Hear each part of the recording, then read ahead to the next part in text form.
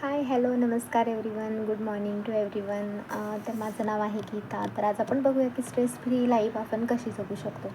तर आता आपण बघतो बऱ्याचशा लोकांमध्ये भरपूर सारा स्ट्रेस भरलेला आहे.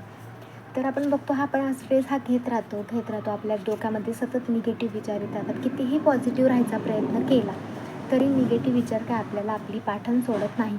पण तरीही प्रत्येक गोष्टीमध्ये हा आनंद आपण शोधला पाहिजे, कारण आपण एकटं आलो आहे या जगामध्ये. आपण ह्या जगातून जातानासुद्धा एकटंच जाणार आहे ना. आपल्यासोबत कोणी असणार आहे? आपल्यासोबत जे असणार आहे ते फक्त आपल्या आठवणी, आपण लोकांसोबत घालवलेला वेळ, ह्या सगळ्याच गोष्टी आपल्यासोबत ज्या आहेत त्या जाणार आहेत.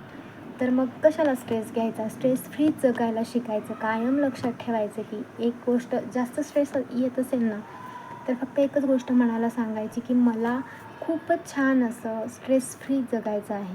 मी हॅपी जगण्यासाठी आलेले आहे. मी हॅपी जगणार आहे. मी ह्या जगाला काहीतरी नवीन चांगलं काहीतरी देऊन जाणार आहे. माझं सामाजिक योगदान चांगलं असणार आहे. माझं काम मी परिपूर्णतेने करणार आहे. मी हेल्दी राहणार आहे. ह्या सगळ्या गोष्टी आपण मनाला सततच सांगितल्या पाहिजे.